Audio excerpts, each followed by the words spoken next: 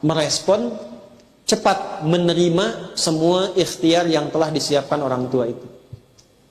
Jadi kalau ada ibu sekarang pulang ke rumah, menyiapkan tuntunan ini untuk anaknya, walaupun sudah terlahir, ibu siapkan, ibu ikhtiarkan, ibu doakan, ibu yakinkan kepada Allah, fataqabbalaha rabbuha, maka Allah menerima ikhtiar orang tua yang menyiapkan seperti ini. Biqabulin hasanin, dengan penerimaan terbaik. Kalau sudah Allah terima, ibu gak usah repot lagi. Wa anbataha nabatan hasana, Allah yang rawat Maryam itu dengan perawatan terbaik. Ibu gak pusing bu ngurus rezekinya, Allah yang rawat. Jadi investasi dari sekarang supaya ibu gak repot ke depan. Termasuk bab rezeki bu, ibu gak usah rawat lagi, gak usah mikirin, nanti Allah yang kirimkan. Yang paling hebat, walaupun ibu capek di awal mendidik, capek mengingatkan, kadang-kadang mesti pisah sebentar dengan anak, nangis lagi, doa lagi, tapi setelah anak itu tumbuh dan diperhatikan oleh Allah, semua investasi itu dibayar lunas. Ibu tinggal tunggu kebahagiaannya aja. Mereka anak-anak muda yang sudah merasa punya Allah, lalu kami lindungi kehidupan mereka. Jadi kalau sudah dirawat Allah, kecilnya disayang, remajanya dirawat, tumbuh dewasanya ada dalam naungan Allah Subhanahu wa taala. Itu indah. Berikutnya adalah adab dalam mendidik anak perempuan. Nanti laki-laki di lain tempat ya. Nanti ada di surat Luqman, itu nanti terkait laki-laki. Ini untuk perempuan dulu. Nanti insya Allah kalau masuk pada bab berikutnya setelah perempuan, keluarkan nanti pendidikan anak-anak di dalam Al-Quran. Nanti kita akan turunkan. Dan kitabnya lengkap insya Allah. Sudah bu? Falamma wada'atha qalat rabbi inni wada'tuha unta wallahu a'lamu bima wada'at wa laysa dzakaru kal unta. Ketika lahir perempuan itu, Hana berkata, ya Allah, perempuan, saya kan punya nazar, pengennya laki-laki jadi pelayan di rumahmu, ya.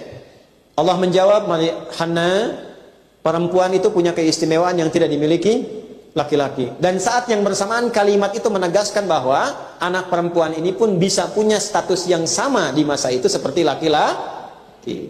Karena nazarnya itu tadi. Allah ingin mendobrak satu tradisi bahwa seakan-akan kalau ulama itu harus laki-laki, tidak. Perempuan pun bisa jadi ulama.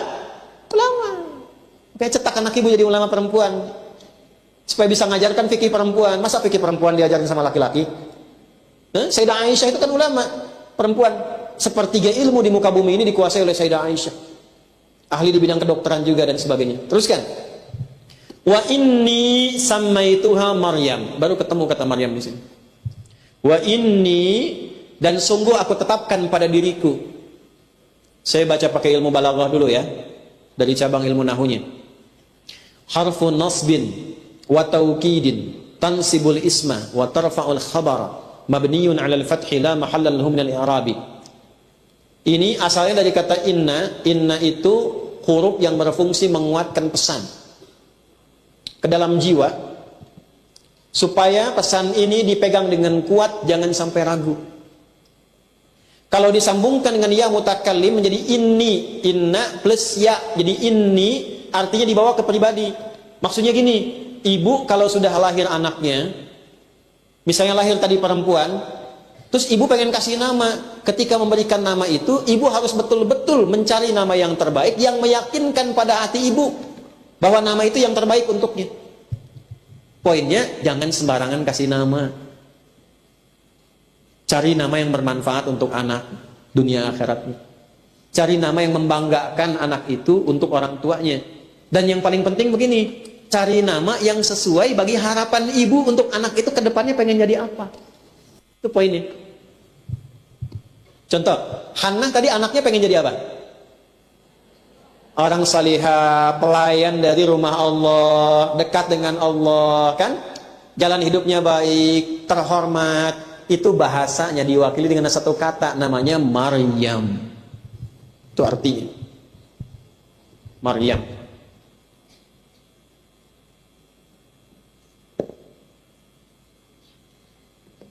Artinya abidat, khadimah, afifah.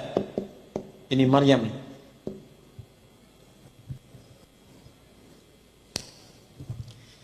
Pesan pentingnya apa yang pertama sebelum kita ke Maryam? beri nama anak itu sesuai dengan doa dan harapan ibu saat anak itu dikandung. Karena setiap ibu yang mengandung pasti punya harapan untuk anaknya. Pasti itu. Kalau harapan standar pengen jadi anak soleh, itu pasti. Itu ada di Quran surah ke-7 di ayat 189. Falamma taghasyaha hamalat hamlan khafifa famarrat bi.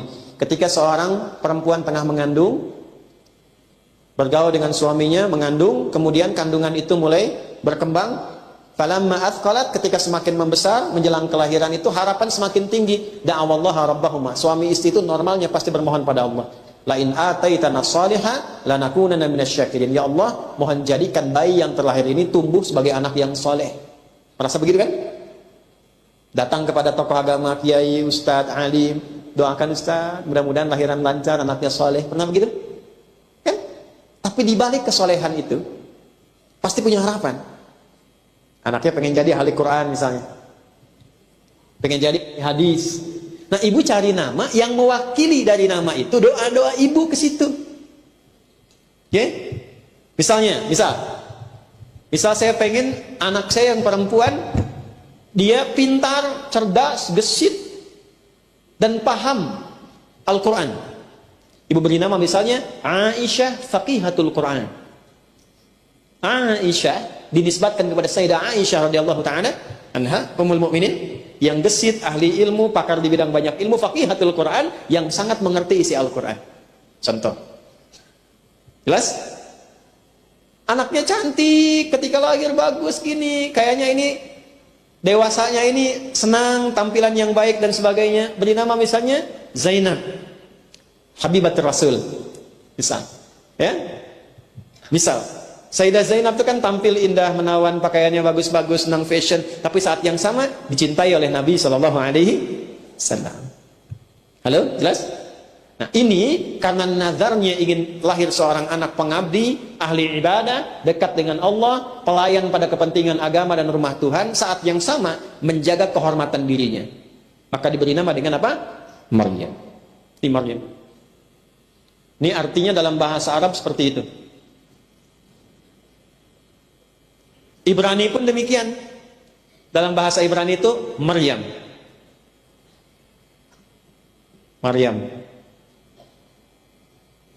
Maryam. Dalam bahasa Aramaik juga sama. Maryam. Terserah apakah setelahnya Belina atau apa dan sebagainya, itu kan bebas tuh. Penting Maryam dulu. Nah, dalam bahasa Yunani Maryam atau disingkat Maria. Maryam atau disingkat Maria.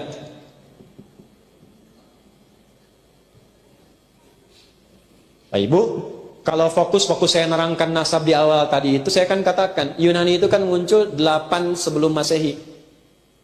Nanti berkembang mempengaruhi Romawi 200 nanti, ya 200 tahun sebelum Masehi. Di masa-masa itu banyak sekali Romawi dipengaruhi oleh Yunani, termasuk bahasa-bahasanya.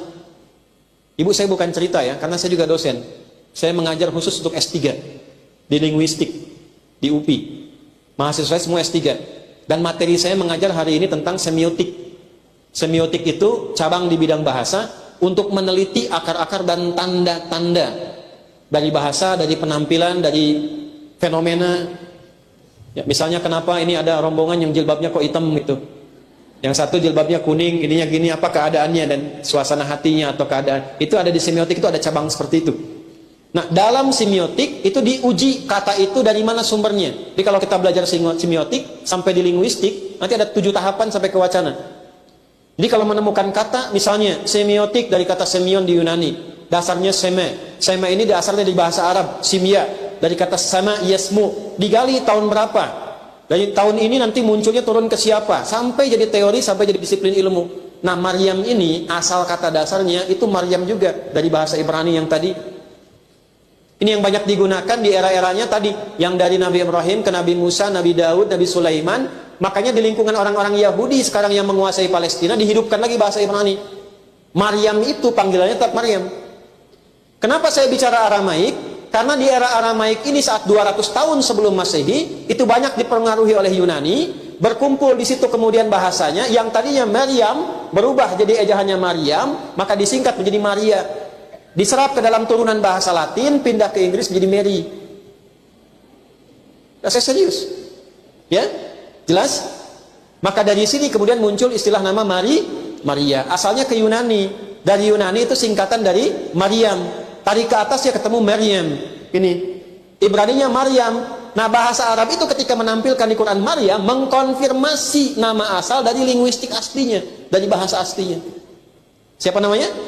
Maryam. Jadi kalau disebut Maryam benar? Benar. Maryam benar? Benar. Maria benar?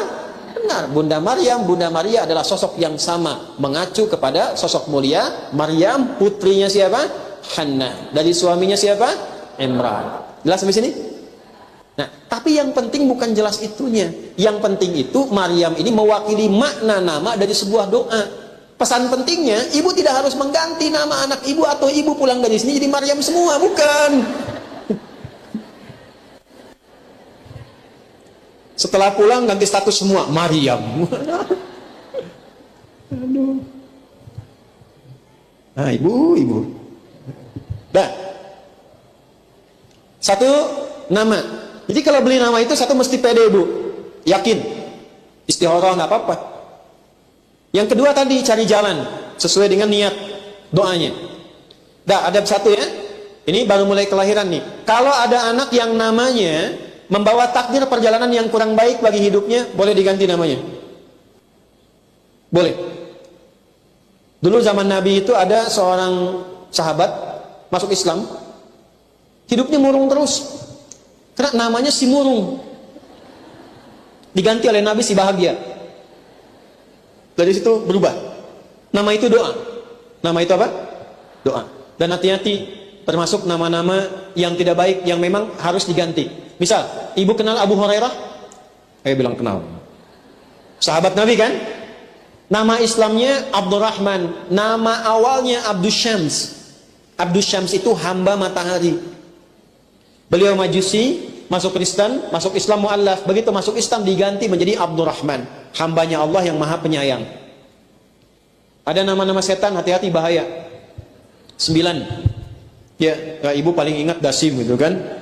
Ya, ada 9 nama tuh. Ya. Hati-hati, termasuk cek nama suami, nama anak tuh ya, yang laki-laki. 1 nama. Kalau di bab ini tidak ada artinya ungkapan Shakespeare. Apalah arti sebuah? Tidak, nama sangat berarti. 2, wa inni u'idzuha bika wa dzurriyyataha minasyaitonir rajim.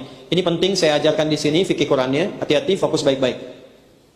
Dari sejak lahir mintakan perlindungan kepada Allah atas bayi yang terlahir ini dari godaan-godaan setan selama hidupnya.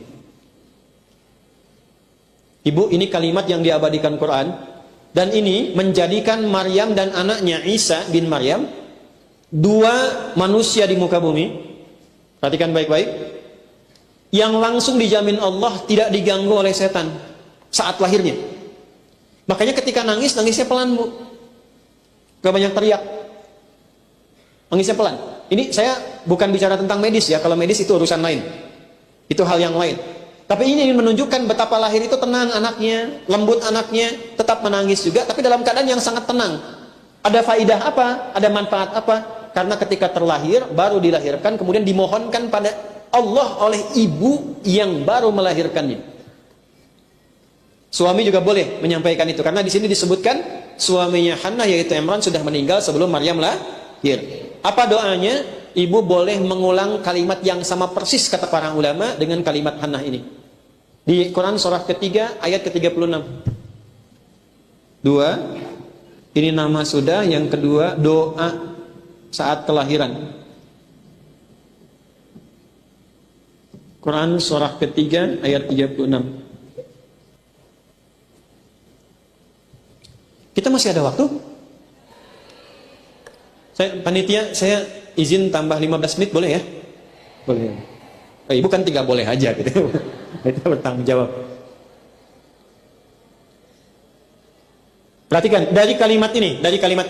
Wa inni u'idzuha bika wa dzurriyyataha minasyaitonir rajim. Perhatikan Bu ya, saya ajarkan doanya.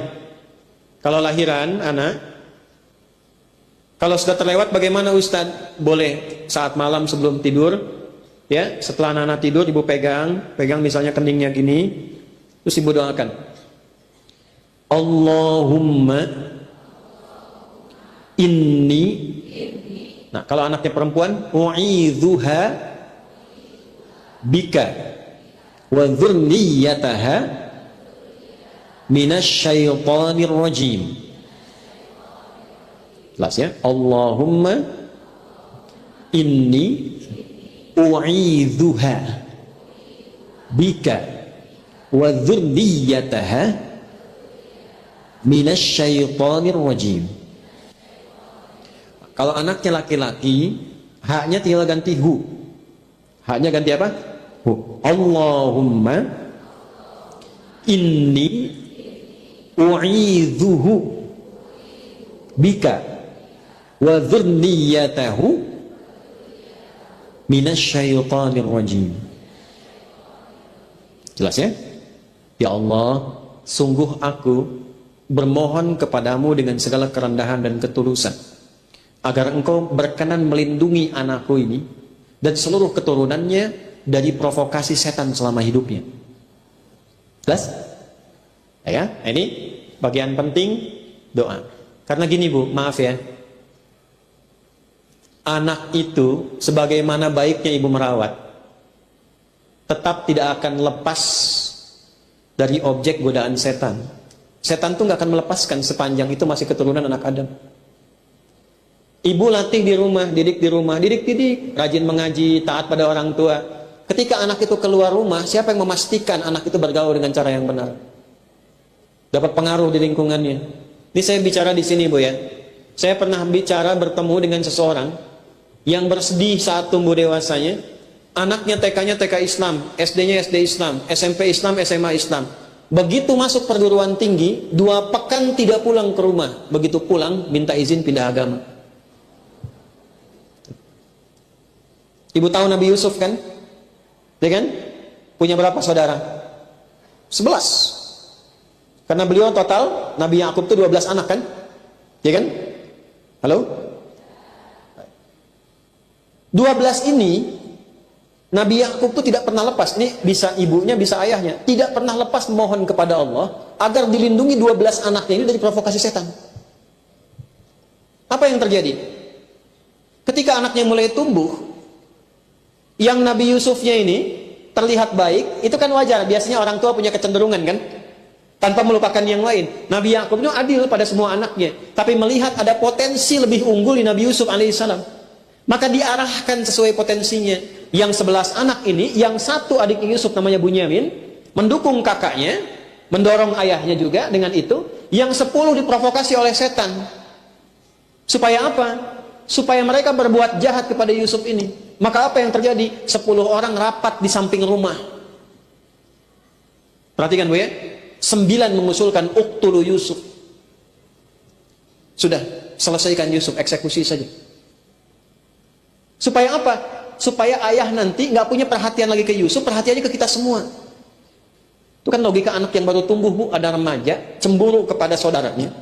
Dari cemburunya menghasilkan niat yang diprovokasi setan untuk mengakhiri hidup saudaranya. Supaya ayah perhatiannya ke kami saja. 10 kumpul, 9 memutuskan selesaikan Yusuf. Satu orang mengatakan, jangan eksekusi, cukup lemparkan aja ke tempat gelap, diambil oleh orang lain, yang penting kan menjauh dari kita.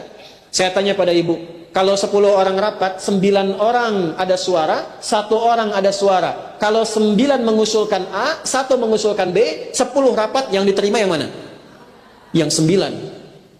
Yang ini menarik, 9 orang mengusulkan, 1 orang mengusulkan, 10 rapat, 9 orang mengusulkan A, eksekusi Yusuf. 1 orang mengusulkan jangan, lempar aja ke tempat gelap. Yang menarik, yang diterima ini yang 1. Padahal setan, kalau memprovokasi tidak pernah turun, selalu naik. Pertanyaan saya, kok bisa pindah ke 1 dari yang 9 ini? Kesimpulannya 1. Karena ayahnya tidak pernah putus mendoakan semua anak-anaknya. Jadi kalaupun ada anak ya Bu, mohon maaf, terlihat perilakunya berbeda. Orang mengatakan aktif, orang mengatakan nakal dalam tanda petik, padahal saya tidak punya kosakata nakal. Bagi saya nggak ada anak nakal itu. Maaf ya, seunik-uniknya anak tetap simpulkan itu titipan Allah yang diberikan anugerah yang harus kita bantu supaya tumbuh. Minimal ibu doakan terus. Doakan. Jelas? Nah inilah yang dilakukan oleh Hannah kepada Maryam. Jadi satu nama, yang kedua doa, baik ya? Yang ketiga dipilihkan pembimbing, guru yang pintar dan salih. Jadi kalau anaknya tumbuh sekarang ibu ya mau disekolahkan, coba ibu survei dulu, lihat sekolah-sekolah yang guru-gurunya termasuk maaf sekali, semua hal yang ada di sekolah itu baik OB-nya, security-nya dan sebagainya, lingkungannya, ibu pastikan dua sifatnya, kualifikasinya. Satu, orangnya saleh, yang kedua pintar. Tidak cukup dengan pintar saja. Kalau tidak ditemukan sifat soleh dalam kepintaran, nanti akan merusak. Termasuk pesantren. Awas nih ya, zaman berubah, pesantren ini, mohon maaf sekali lagi, ada orang yang berusaha menjadikan pesantren itu kesannya buruk, sehingga bikin pesantren-pesantrenan, bukan pesantren betulan. Ya, ibu teliti dulu Bu, kalau sudah namanya aneh-aneh, ya sudahlah. Ya, lihat namanya sudah jelas, kiainya jelas, orang-orangnya jelas, kesolehannya mu'tabar, kepintarannya juga teruji, baru titipkan. Ibu tenang di situ.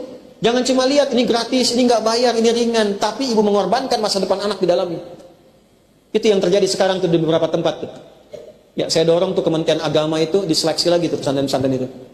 Karena ada yang cuma pura-pura bikin pesantren begini, tapi hanya untuk melampiaskan nafsu dan mengecilkan nama pesantren sehingga pesantren itu jatuh. Padahal pesantren lembaga hebat. Balik ya, balik. Jadi cari kriteria guru yang saleh dan pintar. Soleh tidak pintar kurang baik, pintar tidak soleh pun tidak baik. Satukan keduanya. Ibu survei, lihat sekolah yang baik, yang bagus bagaimana.